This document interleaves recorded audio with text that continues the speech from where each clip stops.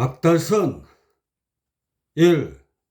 사법개관 2. 이법개관 3. 이사무예법개관 4. 사사무예법개관. 자유로우십니까? 범위를 좁히고 마음을 여유롭게 하면 자유롭긴 합니다. 하지만 구석구석 찾아보면 걸리는 것이 꽤 많습니다. 아예 시야를 크게 해서 시간과 공간을 쭉 넓히면 자유는 그 자리에서 증발하고 맙니다. 너무 초라해져서 피조물이나 중생, 죄인 등의 관념이 몰려오게 되지요. 자유롭고 싶으십니까? 그 필요성이 크게 느껴지지 않는다면 박달선은 더 이상 진행할 수 없습니다. 자유에 대한 원력을 동력으로 삼아 박달선은 움직여 나가니까요. 다시 한번 묻겠습니다.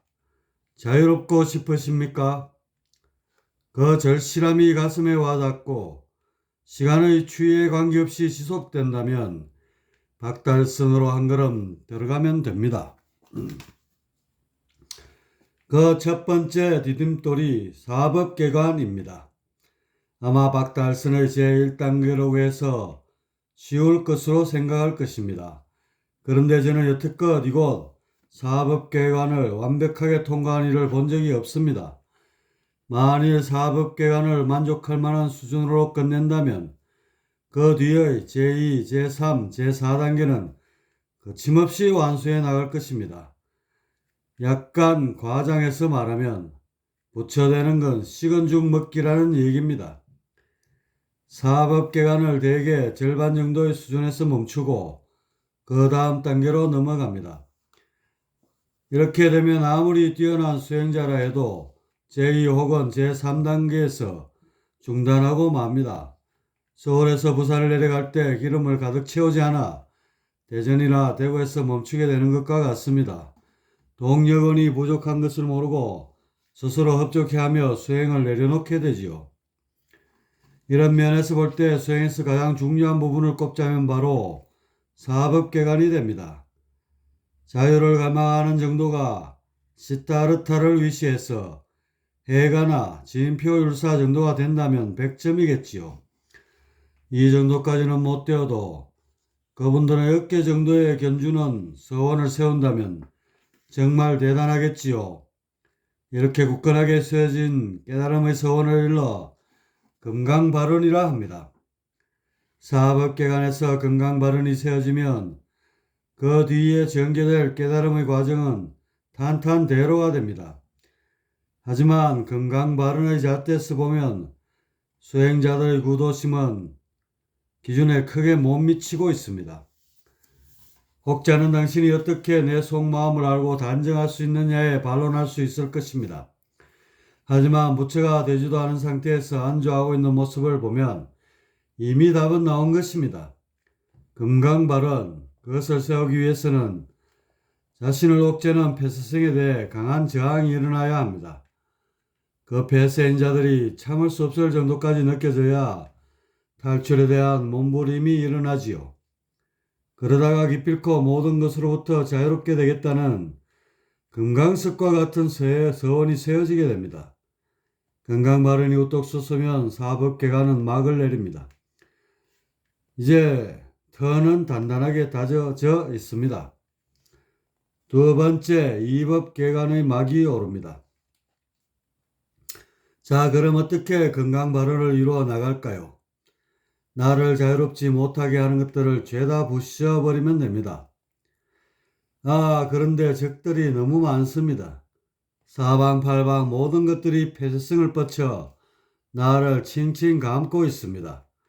이것들을 끌어내려면 수만 년은 좋게 살아야 할 것 같습니다. 엄밀히 따지면 수백, 수십, 수백억 년을 살아도 몽땅 제거할 수는 없겠지요. 그만큼 어마어마한 적들입니다. 그러니 고민이 되지 않을 수 없습니다. 나를 폐쇄시켜 자유롭지 못하게 하는 적들을 어떻게 해야 일망타진할 수 있을까요? 가만히 살펴보니 그놈들 중에 우두머리 집단이 있습니다. 이왕이면 그놈들을 타깃으로 하는 게 좋겠습니다. 대장이 쓰러지면 적들의 사기가 땅에 떨어지겠지요. 그래서 우두머리를 찾아보니 그건 이런 나 자신이었습니다. 나가 있음으로 해서 너가 있고 여기서 우르르 상대적 분별로 갈라지면서 세상 모든 것들과 대치하는 상황이 되어버린 것입니다. 이 대장이 바로 나였다니. 좀 더 자세히 말하면 나와 너로 갈라진 분별입니다. 그런데 나 너의 우두머리와 한판 붙자니 아무리 봐도 상대가 너무 강해 보입니다. 1라운드 종이 울리자마자 1초 이내에 KO 될 게 뻔합니다. 수명이 적어도 100억 년쯤 된다면야 힘을 길러 붙어보겠지만 진과 같은 총각의 인생에서는 꿈도 꿀 수 없는 일이지요. 아무래도 부두목으로 초점을 옮기는 편이 좋겠습니다. 자, 이제 부두목은 냉큼 나오거라. 그런데 누가 나오나 봤더니 생사입니다. 살고 죽는 문제가 나너 다음으로 커다란 걸림돌이었던 것입니다.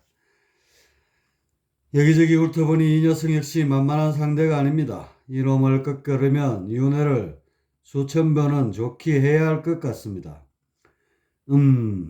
안타깝지만 그 밑의 행동대장으로 시선을 옮겨야 하겠습니다. 자, 이제 행동대장은 나오라. 잠시 뒤 정말 뜻밖의 놈이 나옵니다. 뭔가 봤더니 유무입니다. 있다 없다란 명제가 넘버 3 행동대장이라니. 뭔가 추상적이고 묘해서 자칫하다가는 미로 속에 갇혀 영원히 헤맬 것 같습니다. 이놈 역시 넘기고 넘버 4를 찾는 편이 좋겠습니다. 자, 이제 넘버 4는 나오거라. 그런데 아무리 기다려도 나오는 놈이 없습니다. 배수의 군단의 전모를 살펴보니 넘버 3 뒤에는 전부 졸개들 뿐입니다. 이거 큰일 났습니다. 우두머리와 부두목 그리고 행동대장 가운데 일단 한 놈이라도 꺾어야 할 판입니다. 이놈들의 전투력을 따져보니 역시 서열대로입니다. 그러면 어쩔 수 없이 행동대장을 타깃으로 삼을 수밖에요. 자, 행동대장 유무는 나오거라. 나와 한판 붙어보자. 이렇게 해서 유무에 대한 화두수행이 벌어지게 됩니다. 이 과정이 얼마나 오래 걸릴지 모릅니다. 쉽게 끝날 수도 있지만 대부분 지루한 다툼에 지쳐갑니다. 중도에 포기하기도 하고 어떤 이는 휴전을 하거나 내생으로 미루기도 합니다. 아무튼 우여곡절 끝에 유무로부터 자유로워지면 상을 받게 됩니다. 그것이 바로 공입니다. 유무를 꺾어 걸림이 없게 되었더니 공으로 볼 줄 아는 눈을 갖게 된 것입니다. 너무너무 상쾌합니다. 유와 무의 속박에서 드디어 벗어나다니. 유와 무 둘 중에 하나는 반드시 정답인 줄로만 알았는데 글쎄 그게 아니라 공이었습니다. 나도 너도 모두 공이었습니다. 삼라만상 모든 것이 공이니 나눌 것도 없고 붙일 것도 없고 그냥 공만 홀로 있습니다. 자, 이쯤 되면 대각을 이루어 부처가 된 것일까요? 아닙니다. 여전히 중생의 까막눈입니다. 공에 대한 묘리를 터득했는데도요. 네, 안타깝지만 중생의 까막눈은 여전합니다. 유무라는 강적을 꺾어 공을 깨우쳤는데 다시 말해 삼라만상의 알파와 오메가인 실존을 터득했는데 중생이라니 너무 심한 거 아닙니까? 이제 겨우 넘버 3인 유무를 꺾은 것입니다. 아직도 그 위로는 부두목인 생사와 두목인 너가 있습니다. 이놈들이 두 눈 시퍼렇게 뜨고 살아있는데 무슨 깨달음 타령입니까? 아직 갈 길이 멉니다.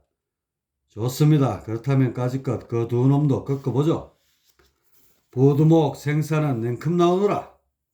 이때부터 제3라운드 이사무의 법계의 관이 시작됩니다. 그런데 이건 의외로 쉬운 것 아닙니까? 공의 입장에서 보면 살고 죽는 것 자체가 성립되지 않으니 말입니다. 유무에서 자유로워지면서 이미 해결되었으니까요. 정말 그럴까요? 공으로 보면 실제로 사는 것과 죽는 것 자체의 구분이 없으니 이미 넘어선 것 아닌가요? 지금 공을 깨우쳤다고 자신만만해하는 존재를 다시 들여다보세요. 자유로우면서도 뭔가에 걸려있는 자신이 보이지 않나요? 분명 공을 깨우치면서 다 해결된 것 같은데 찜찜하게 걸려있는 모습이 살며시 보일 것입니다. 무엇에 걸려있다는 것인지 이렇게 자유롭건만. 걸려있는 것은 사법계와 이법계로 나눠진 분별입니다. 그것이 남아있기 때문에 생사의 걸림은 여전히 작동하고 있습니다. 위치 이동을 통해 자유롭게 사법계와 이법계를 섞어야 합니다. 섞고 또 섞어서 이것도 저것도 아니게 되면 이사무해법관을 마무리하게 됩니다. 다시 수행에 매진합니다. 알 듯 모를 듯 하면서도 뭔가 터득할 것 같긴 합니다. 얼마의 시간이 흘렀는지 모르겠습니다. 어느 순간 드디어 상대계와 절대계의 분별마저 없어져 버렸습니다. 가와 진화 자체가 소멸된 것입니다. 다시 말해 공으로 위치가 이동되면서 가를 비롯해서 삼라만상 모든 것을 아는 수 있게 되었습니다. 이렇게 되니 가란 말 자체도 틀린 것을 알겠습니다. 여태껏 가라고 불렸던 것은 그 자체로 공이었습니다. 나를 비롯해 공이 아닌 것은 티끌 하나도 존재하지 않습니다. 이제 제대로 공이 되었습니다. 생과 사로부터 온전히 자유로워졌습니다. 영생을 얻게 되다니. 이 정도 경지라면 견성을 넘어 성불은 좋게 된 것 같습니다. 시타르타도 대각을 이루면서 영생의 경지를 외치지 않았던가요? 정말 미안한 말인데 아직도 그냥 중생입니다. 견성의 근처도 가지 못했습니다. 천신들 사는 세상에 가면 그냥 초딩 정도의 수준에 지나지 않습니다. 그리고 인류의 문명만 보더라도 머지않아 그런 정도의 수준은 어렵지 않게 도달할 것입니다. 수행을 하기 전에 비해 상상할 수 없는 의식의 성장을 이루었는데 아직도 제자리라고 하다니 이번엔 좀 심한 것 같습니다.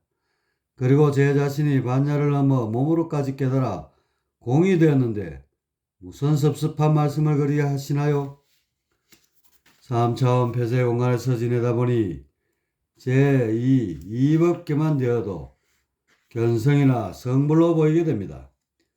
거기서 제3의 이사무해 법관까지 성립하여 위치이동까지 자유롭게 되니 이건 정말 무상정능각처럼 느껴질 것입니다. 하지만 아직도 중생의 까막눈입니다. 중생인 것이 느껴지지 않나요? 우두머리, 너의 문제가 남아있습니다. 이것을 풀지 못하는 한 지금까지 깨우친 바는 한껏 높여져서 반야이고 해명입니다. 진리를 따질 수 있는 지혜를 갖춘 정도입니다. 너무 아쉽습니까? 견성도 아니라고 해서 말입니다. 하지만 어쩔 수 없습니다. 이사무해 법관 정도는 저기 하늘나라에 가면 화제거리도 되지 않습니다. 자, 왜 사법계관에서 건강발언을 그렇게 강조했는지 이해가 가시나요? 건강발언이 없다면 제2, 이법계관이나 제3, 이사무해 법계관에서 멈추고 맙니다. 깨달은 것으로 착각하는 이유는 바로 발언이 약하기 때문입니다. 완전한 자유가 아닌 적당한 자유를 추구했기 때문에 그 정도에서 만족하며 수행이 끝맺거나 정체하게 됩니다. 건강발언이 있어야 완전한 자유, 다시 말해 해탈을 위해 멈추지 않고 나아가게 됩니다. 그럼 이제 스파링은 충분히 했으니 실전을 치러야죠. 대망의 최종 라운드, 사세아무해 법계관이 시작됩니다. 자, 이제 어쩔 수 없이 우두머리 너와 마주했습니다. 이때 이런 생각이 들 수 있습니다. 이놈은 이미 이사무해 법계관에서 꺾은 것 아닌가 하고 말입니다. 가와 진화의 구분이 사라져 공이 되어버렸으니 너의 문제는 이미 해결되었다고 범직합니다. 정말 그런가요? 확실합니까? 아무리 따져봐도 해결된 것 같은데요. 그럼 자유롭게 되었습니까? 그거야 3차원 폐쇄공간에 있으니 다소 걸리는 바가 있지만 원론적으로 다시 말해 공으로 보면 나 너는 거론할 필요조차 없는 것 아닌가요?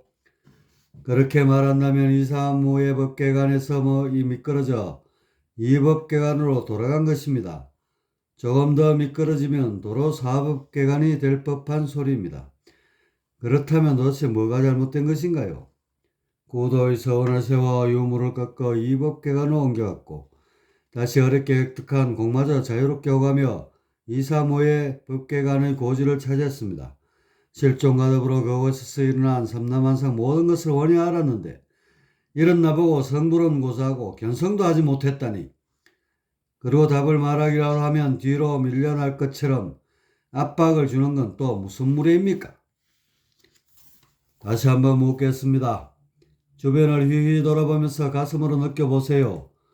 자유로우신가요? 마음이 편하고 욕심도 없고 이치에도 막힘이 없으니 아무리 봐도 나는 자유롭습니다. 그런데 뭔 꼬투리를 잡으려고 자꾸만 후벼 파는 겁니까? 그냥 자유롭다면 더 이상 끌고 갈 수 없습니다.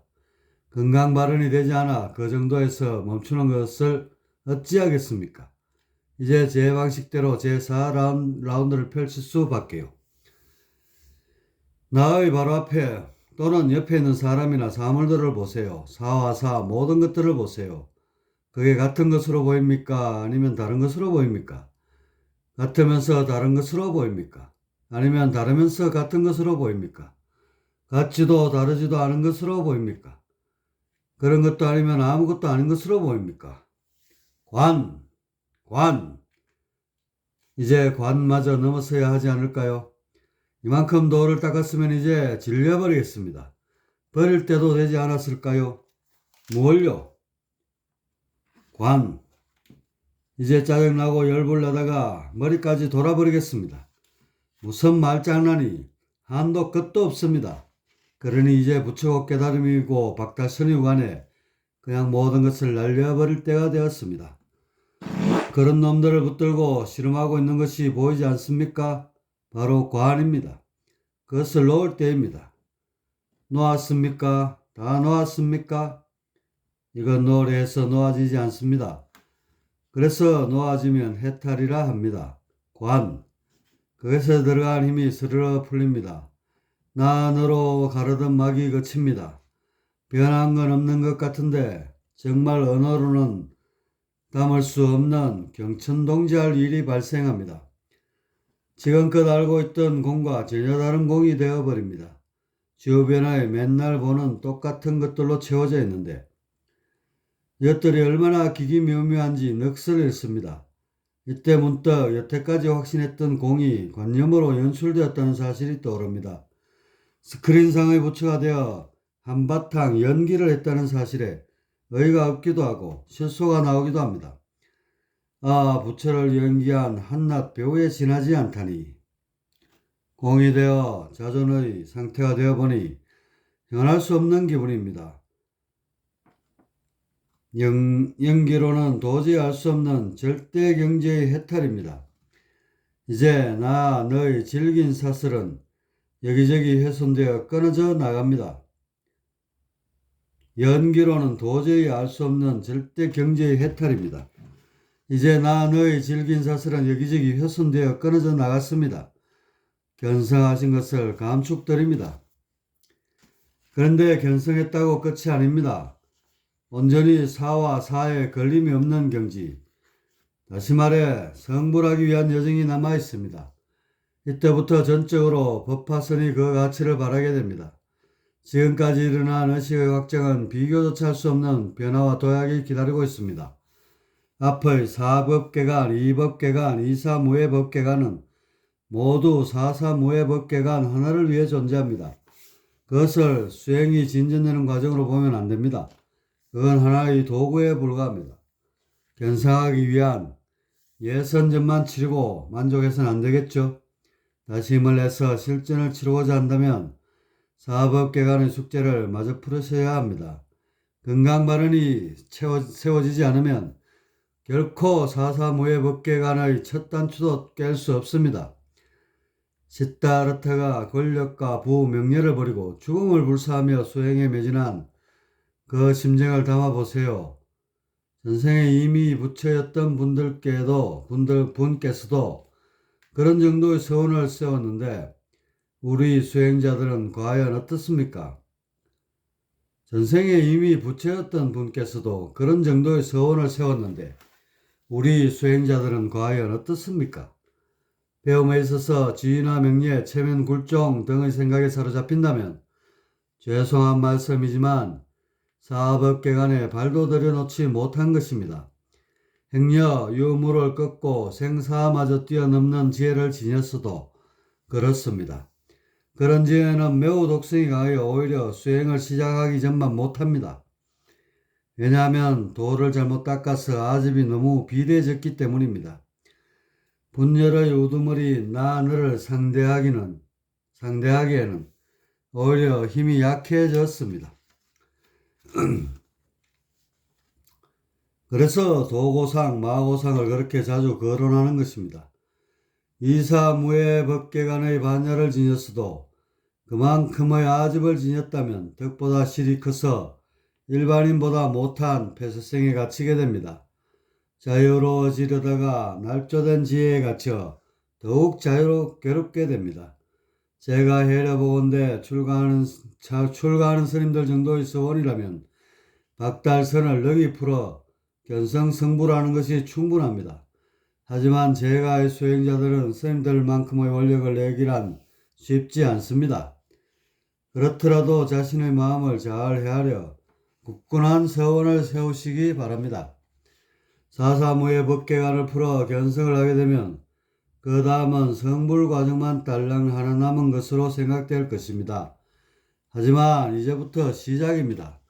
혹자는 부처가 되면 개체의 특징이 사라져 모두 똑같아지는 것으로 생각합니다. 하지만 실상은 그렇지 않습니다. 견성 이후에 놀랍도록 다양한 형태의 개성이 발생하며 그렇게 다 함께 부처가 되어 살아가는 세상이 가능하게 됩니다. 장님이 눈을 떴습니다. 그러면 이제부터 현란한 빛의 세계에서 살아가게 되겠지요. 그렇듯 중생의 까막눈이 벗겨져 공의 눈이 번쩍 떠졌습니다. 경이로운 창조의 신비를 만끽하며 걸림없는 영원한 길을 가게 됩니다. 견성의 경지가 너무 높다 보니 성불과 합쳐 견성적 성불이라 말하기도 합니다. 하지만 견성은 이제 겨우 실존의 세계에 첫 발을 디뎠을 뿐입니다. 실로 무궁무진한 조화의 세계가 기다리고 있습니다. 다만 견성 이후의 수행은 필수가 아닌 선택이 됩니다. 이 점 때문에 견성을 높이 치는 것입니다. 지금까지 말씀드린 것이 박달선입니다. 아버지께서는 제자들에게 이미 공개하셨고 그중 몇 분은 공화까지 이루신 것으로 알고 있습니다. 하지만 박달선을 그런 극소수의 영역자들을 넘어 대중화하려면 좀 더 명료하게 정리할 필요가 있습니다. 그래서 저는 박달선을 화엄경의 사법계관으로 풀어 재구성하였습니다. 수행하기에 좋은 시기가 그리 많이 남지 않았습니다. 오늘날 과학에서 빠른 속도로 유무공을 해결하고 있습니다. 이렇게 되면 더 이상 유무공이 화두의 재료로서 필요하지 않게 됩니다. 화두란 풀리지 않는 것을 풀게 됨으로써 오는 에너지를 가지고 그 위의 단계로 도약합니다. 그런데 유무공을 과학에서 풀어 보편화되면 화두의 에너지는 증발합니다. 유무공을 화두로 돌려도 수행엔 별로 진전이 없게 됩니다. 어떻게 하든 유무공에서 걸린 것을 풀 수 있는 힘을 얻어야 합니다. 그 과정을 생략하고 곧바로 생사와 성불을 한다면 전력면에서 꽤 불리해집니다. 그래서 좋은 시절이 그리 많지 않다고 말한 것입니다. 혹자는 죽어 4차원 저승에 가서 하면 어떨지 타진합니다. 거긴 유무공에 있어서 이곳 물질계보다 자유롭습니다. 따라서 수행에 상당히 불리합니다. 유무공이 강력한 족쇄로 작용해야만 화두의 재료로 쓸 수 있기 때문입니다. 이런 이유로 물질계로 윤회할 때 학교 다녀오겠다고 하는 것입니다. 시간을 늦추거나 미루다가는 깨달음의 기회가 줄어듭니다. 그래서 저는 특히 박달선의 전모를 보다 명확히 해서 세상에 공개합니다. 그리고 박달선만으로 부족하다는 사실을 너무 잘 알고 있습니다. 저는 제가 지닌 법화선으로 감하여 깨달음을 나누고자 합니다. 제가 보내는 공의 정보는 차근차근 공화로 인도할 것입니다. 그렇더라도 박달선에서 얻는 반야가 있어야 그 공화의 속도를 빠르게 하고 온전히 숙성시킬 수 있습니다. 그러니 수행자분께서는 박달선에 주안을 두어 생각을 자유롭게 하는 훈련을 하시기 바랍니다. 법화선은 제가 책임지고 맡아 행할 것이며 필요하다 싶으면 박달선 역시 함께 하겠습니다. 이렇게 박달선과 법화선이 하나로 어우러져 둥글어가면 어찌 깨달음이 요원하다고 할 수 있겠습니까? 본서를 쓸 때 박달선을 눈높이로 삼으면 독자들이 힘들어할 것 같아 기존 이론에 한두 층을 올리는 정도로만 했습니다. 그러니 앞의 글에 너무 얽매이지 마시고 지금 밝히는 박달선의 선만 잡도록 하십시오. 박달선이 석가 세존이 이 땅에 탄생하신 목적이며 위대한 불도가 존재하는 이유이며 오늘에 이르기까지 성현들이 끊이지 않고 면면이 이어져 내려오게 된 원인입니다. 그러니 다른 것을 모두 내려놓더라도 박달선 하나만은 소중히 간직하고 모든 걸림에서 자유롭게 되기를 두 손 모아 기원합니다. 꼭 견성성불하세요.